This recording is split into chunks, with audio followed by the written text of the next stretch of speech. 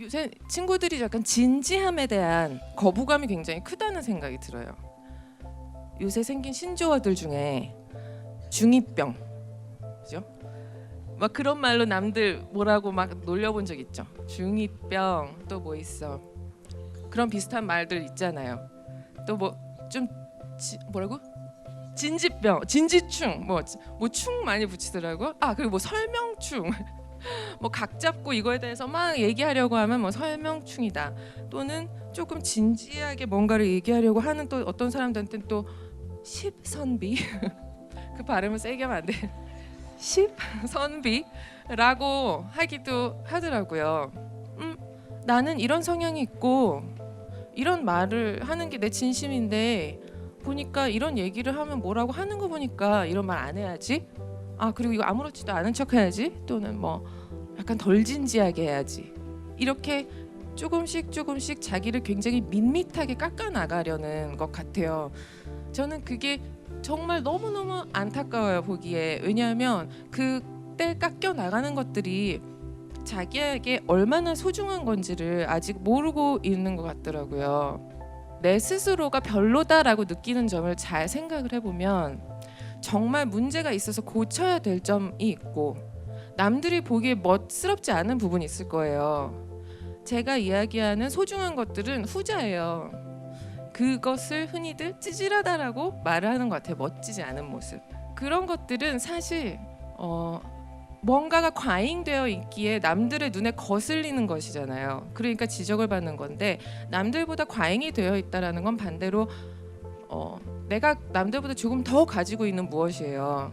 그래서 그 면은 내가 아직 모르는 내 재능하고 연결이 돼 있는 경우가 아주 많아요. 어떤 막 사람이 있어요. 막 매력이라고는 빵점이야. 근데 그 사람이 쓰는 곡은 정말 죽여요. 막 남자인데 그 어떤 여자보다 막 여자의 감정을 잘 표현하는 그런. 근데 막 그 사람이 멋있게 살아오진 않았겠죠 평소에. 쟤는 뭐 남자 같은 매력은 하나도 없어. 뭐 이런 소리나 듣고 살았겠지만 그 사람의 그런 면은 그런 어떤 여성적인 감수성이라는 그 사람의 재능이었던 거라는 얘기인 거예요. 그러니까 특히 20대에는 찌질해도 용서받을 수 있는 유일한 때라고 생각을 해요. 30대가 넘어가면서부터 객관적으로 감정들이 보이기 시작해요. 그 감정, 내 감정들을 포함해서 그때 보이는 내 장점이 진짜 장점이고 그때 보이는 내 단점이 진짜 단점이거든요. 그러니까 그런 멋있는 사람이 되기 위한 다림질은 그때부터 시작을 해도 결코 늦지가 않아요.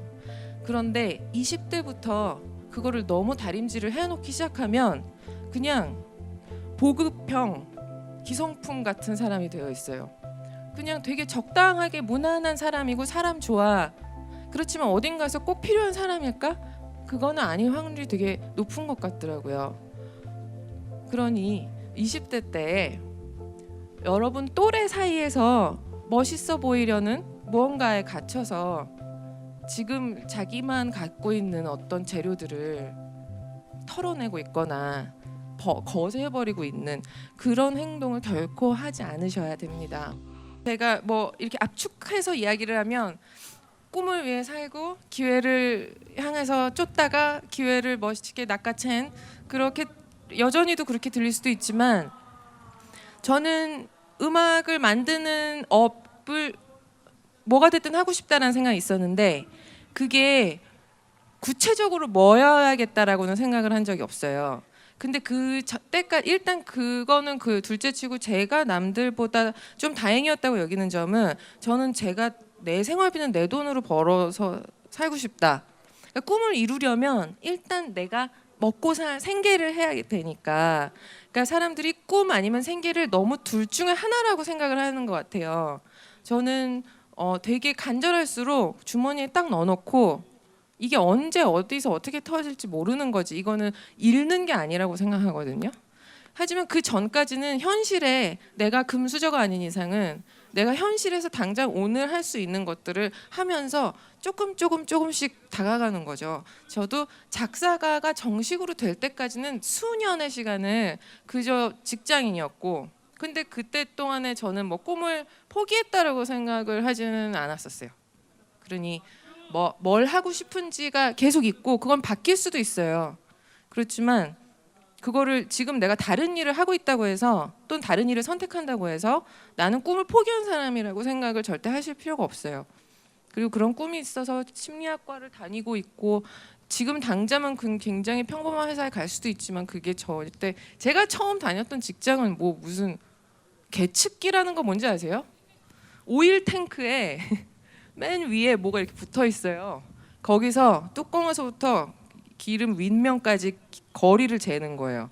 그거 파는 회사에 일했어요. 그러니까 아무 상관이 없어요. 근데 그냥 거기 다니면서 자 나는 언제 막 그런 일을 할 수 있을 그냥 계속 좋아하던 거 하고 막 듣고 그렇게 살았던 것 같아요. 저는 살면서 인생의 기회라는 거는 누구에게나 찾아온다고 감히 말씀을 드릴 수 있을 것 같아요. 왜냐하면 기회라고 말하는 거는 굉장히 결과론적인 거예요. 남들에게 드는 기회라는 거는. 그때 만약에 제가 두 번째 기회 미니홈피를 보고 김영석 작곡가님이 제 글을 볼 일이 없었다면 그냥 해프닝이 됐었겠죠. 김영석 씨를 만났었던 그 첫 번째 행운이 아 그냥 나 그래 나 김영석 씨 한번 만난 적 있는데 그냥 이런 일로 끝났지 내 인생의 기회라고 기록되어 있지가 않았을 거예요. 아마 여러분들 삶에도 그런 식으로 우리는 놓친 것들은 잘 잊고 살아요. 그것도 다 방어 심리거든요. 아 그건 여우와 포도 이야기 기억나시죠? 아 저거 어차피 너무 옛날 사람인가 여우와 포도 이야기? 뭐, 왜 그거잖아요. 저 포도 내가 지금 못 따먹는다 아니야. 저거 어차피 안 익었어. 맛 없을 거야. 뭐 이러고 있는 거 그런 것처럼 아 그거 어차피 하긴 말도 안 되는 거였지 뭐 그냥 해프닝이었지라고 생각하는 아마 각자들이 놓친 기회들이 있을 수 있어요. 근데 저도 그런 게 너무 많고요. 지금도 놓치고 있는 것들이 너무 많아요. 근데 그렇게 끊임없이 계속 오고 놓치는 게 그냥 기회라고 생각해요. 인생에 어떤 대운이 있어야지만 결정적으로 딱 한 번 오는 그런 게 아니라. 그래서 기회라는 거는 결과론적으로 이야기할 수 있는 거고 그 기회가 이 다음에 돌아봤을 때 기회라고 되어 있는 것은 그 순간이 중요한 게 아니라 그 전에 내가 어떻게 살았냐 또 그 후에 내가 그 이후에 어떤 노력들을 했느냐가 양쪽을 받쳐주면서 그 순간이 딱 좌표로 찍히면서 아 그래 그러고 보면 어쨌든 여기를 기준으로 해서 시점이었어 라고 말하면서 이제 기회라는 좌표가 되는 거거든요. 그러니까 뭐 오늘 이 자리에 오시는 많은 분들이나 TV 책에서 잘 된 사람들이 인생에 대해서 자기가 어떻게 해서 여기까지 왔는지를 얘기하면 그분들의 이제 각자의 어떤 터닝 포인트 같은 데들이 다 있을 거예요. 나는 저런 데가 없었어라고 생각할 수 있는데 결국 그렇게 생각하지 마시고 그런 데가 있었던 그 순간의 행운을 잡은 것이 문제가 아니라 그것이 기회가 될 수 있게끔 그가 살아온 그 전의 모습들이 어떤 것인지 관찰하는 습관을 가지셨으면 좋겠어요. 사실상 제가 본 수많은 조금 자기 분야에서 어느 정도 자리를 잡았다는 사람들은 대부분 10대, 20대 때 친구들 사이에서 뭐 크게 뭐 막 인기가 많다거나 뭐 만인에게 칭찬을 받는다거나 그런 사람은 거의 없어요. 그냥 존재감이 좀 없거나 아니면 약간 조금 진상이었거나 약간 심지어는 왕따였던 사람도 되게 많아요. 그렇잖아요. 연예인들 나와서 왜 많이들 얘기하죠. 왕따였어요. 근데 그게 이제 그런 사람들이 어떠한 모난 점들을 가지고 있었고 그게 그 당시의 또래들의 문화에는 거슬렸었기 때문이겠죠. 그렇지만 20대가 영원하지는 않는 거기 때문에 그때 잠깐 그냥 실체가 없는 누군가의 눈에 멋있어 보이기 위해서 정말 30대 때 자기 인생을 완전히 뒤집어 놓을 수도 있는 자기만의 소중한 면을 버리지 않으셨으면 좋겠어요. 그러니까 찌질한 순간들을 피하지 마시고 모든 것을 겪고 부딪히고 기록하면은 더 좋고요. 왜냐하면 기억이 안 나거든요. 오그라드는 것들 남들에게는 난 도저히 그래도 SNS는 못 쓰겠어 하면 혼자서라도 볼 수 있게 기록하세요. 그래야 내가 옛날에 어떤 사람이었고 어떤 생각을 했었는지를 알 수가 있거든요. 저는 그래서 오늘 제 말에 공감을 해 주신 분들이라면 앞으로 어디서 진지병이나 중2병, 뭐 설명충 이런 말을 누군가를 놀리는 데는 쓰지 않으실 거라고 믿겠습니다.